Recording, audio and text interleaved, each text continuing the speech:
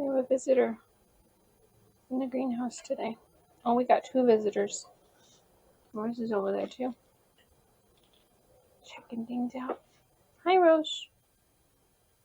Hi, Rose. Hi, everyone. Welcome back to Planet Dirt. My name is Alicia, and we are back in the greenhouse today. Yay! It's been quite a few days since I've been out here. I've been doing just like the basic watering of the new plants that are in the green stalks, and that's pretty much it. It has been insanely cold here, but today is supposed to be the first of many days where it is above 50 during the day, which is crazy. And it feels like spring and it feels amazing. And it's actually just barely getting down to freezing for the next few nights. So that means I do need to come out to the greenhouse every day and at the very least open the door so that things in here don't bake. For those of you with a greenhouse, you know exactly what I'm saying. If it gets toasty at all and sunny during the day, the temperature in here just skyrockets. It gets up to like over 100 very, very quickly. So during the day this week, I'm going to have to remember, I literally have an alarm set on my phone to go out and open the door on the greenhouse, give it some air, and make sure it doesn't get too hot in here. So I'm out here today digging up more of the raised beds. I've got the second one dug out, and I'm going to, be putting more of this lovely hardware cloth in the bottom of it.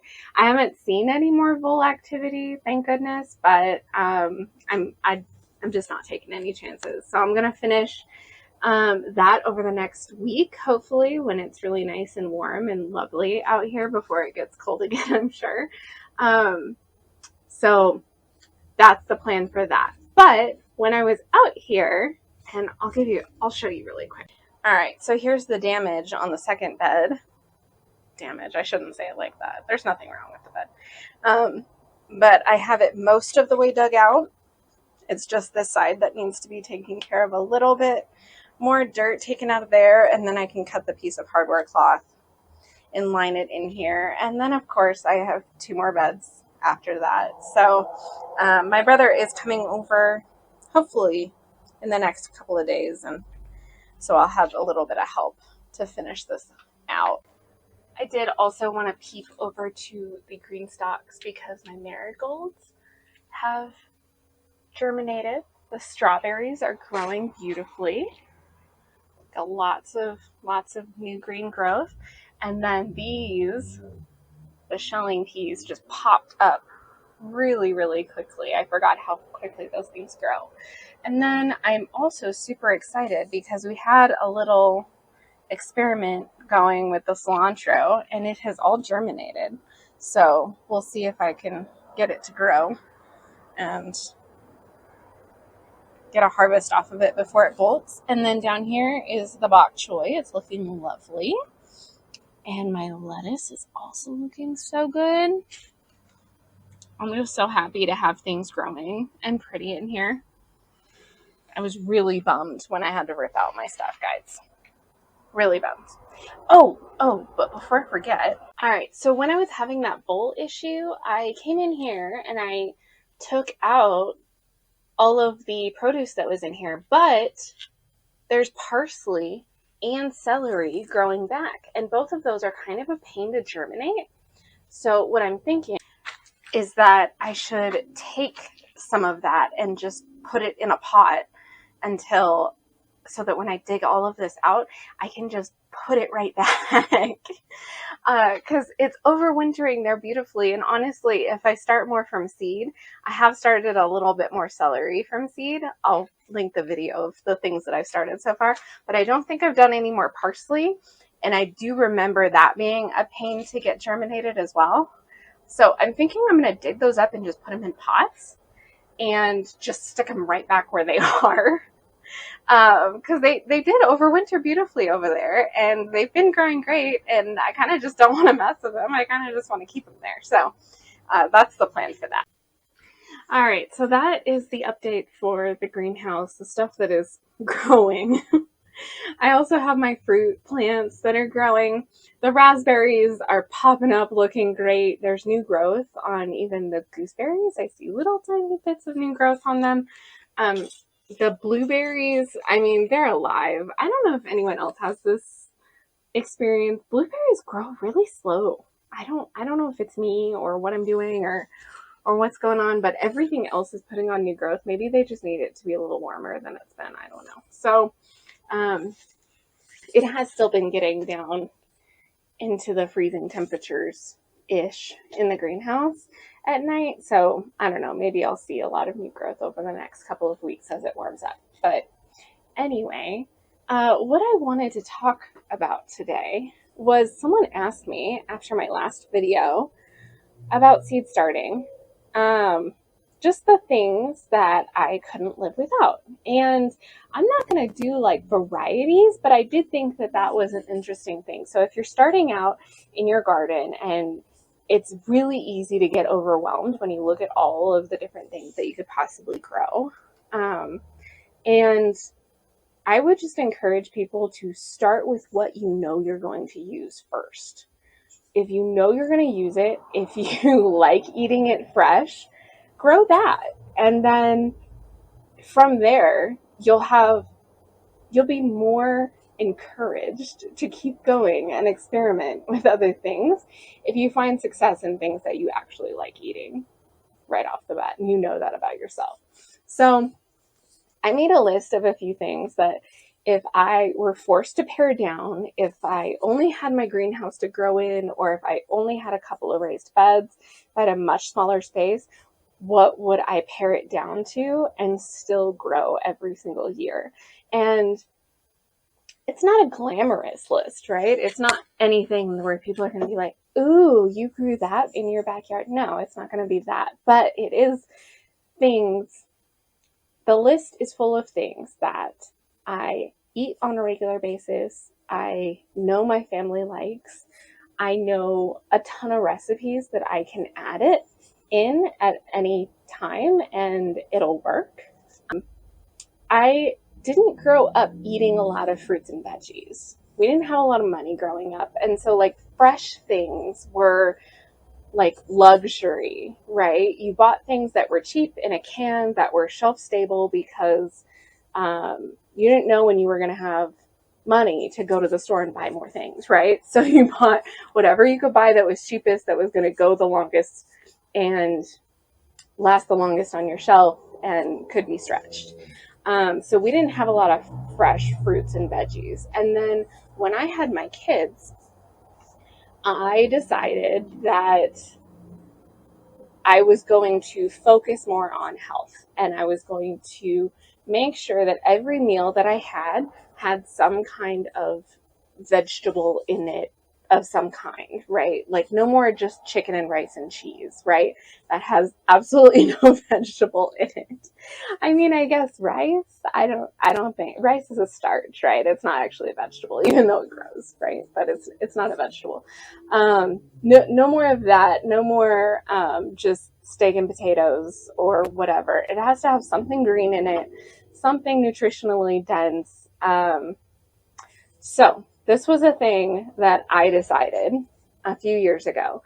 And this was just a couple of years before I had my first garden. So I started growing things and I absolutely loved being able to just come out and grab like tomatoes or peppers or whatever.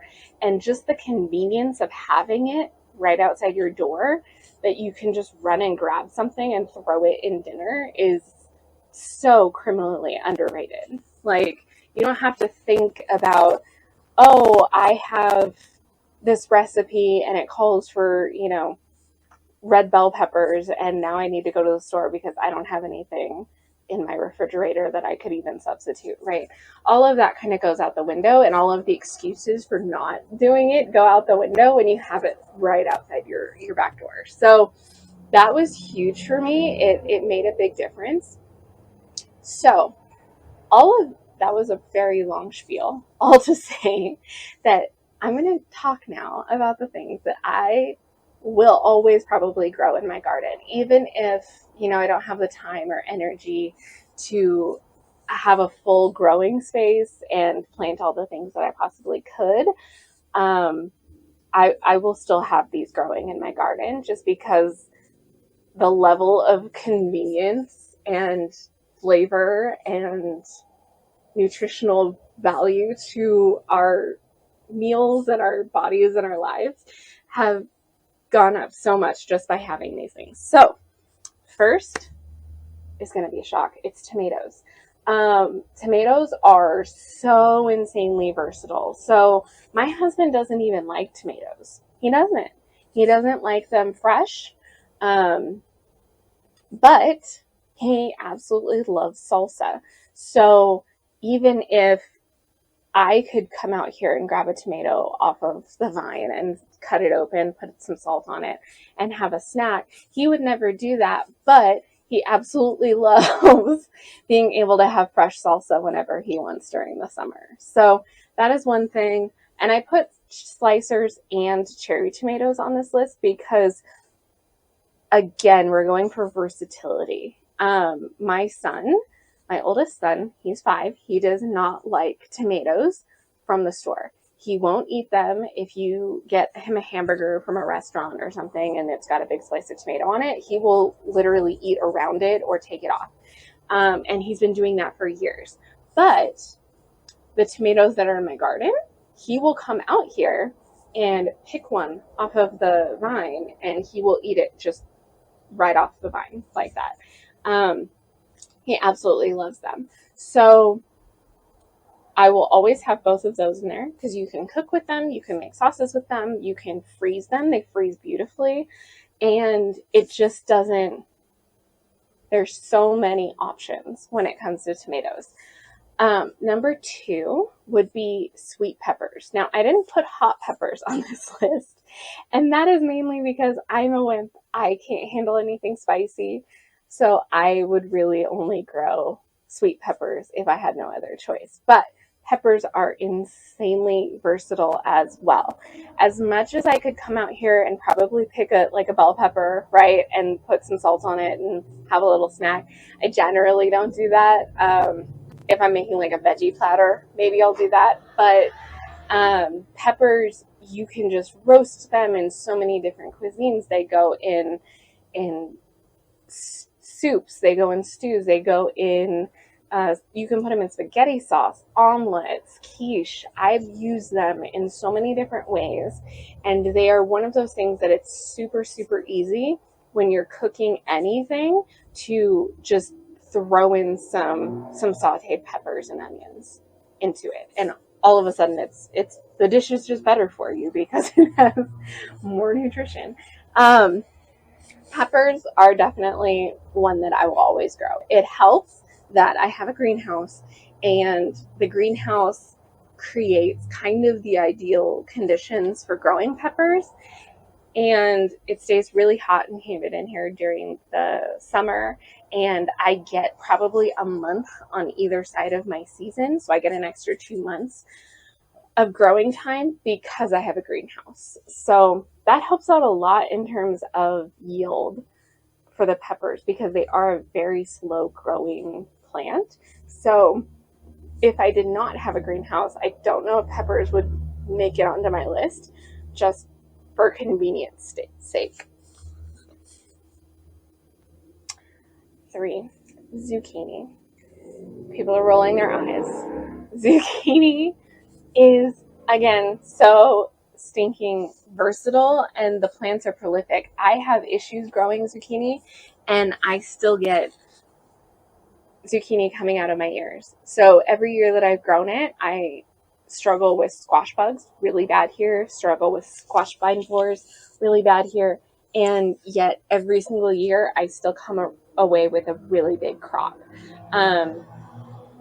Even the plants that struggle, even when I have issues with pollination, issues with plants dying early or late, they still produce a lot. I think I still have like 2-gallon bags of shredded zucchini in my freezer still from last season.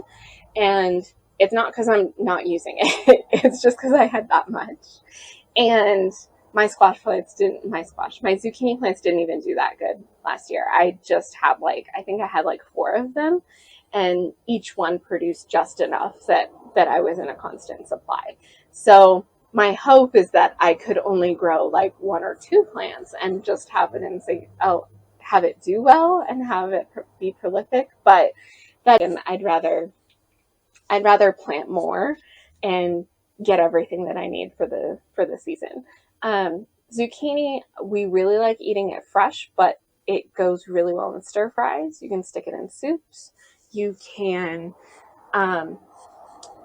freeze it. So what I do with a lot of the zucchini that is left over from the previous year, or if it's coming in too fast, usually is not what happens, but if it's coming in too fast for us to eat, then I'll shred it up or cube it up and stick it in the freezer. If it's cubed, then that will go in a stir fry or some other kind of rice dish.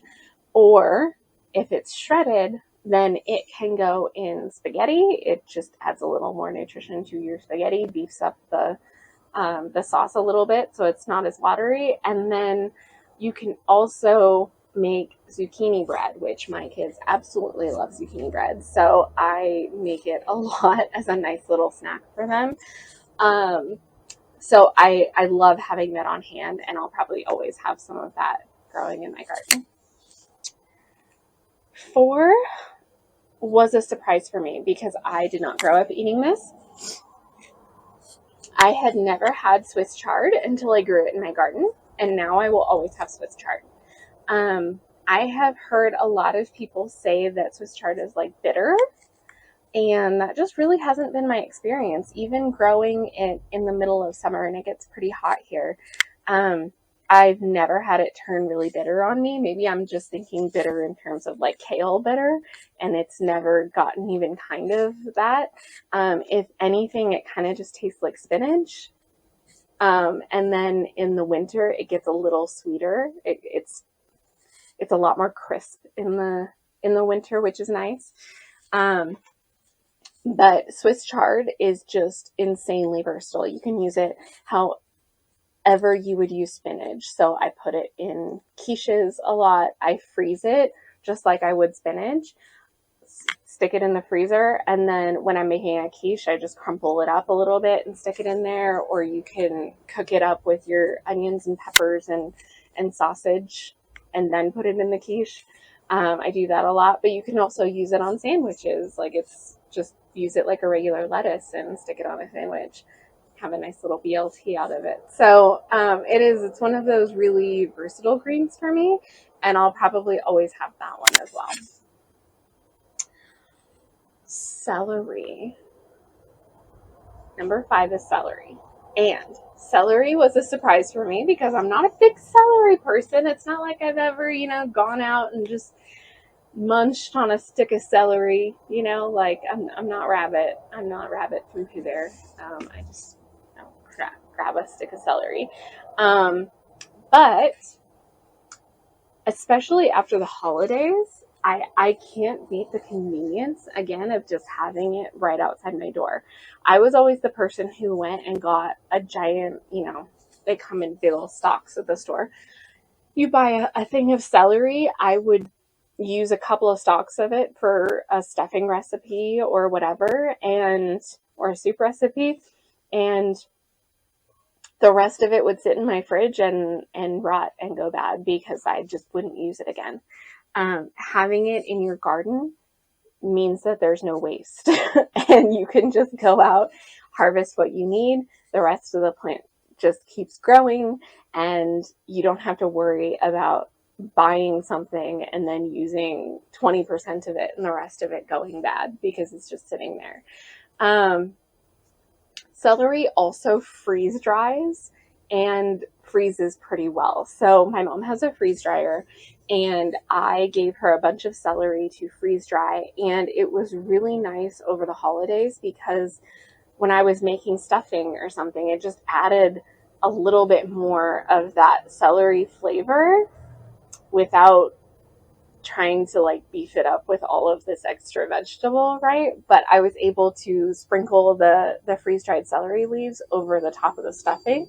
And when you bake it, it just kind of infuses more of that flavor into it. So that was really cool. And then the other thing I will say about celery is that I made celery salt with my own homegrown celery, and I absolutely love having herb salts that I made myself. It is hands down probably the best thing that has ever come out of my garden.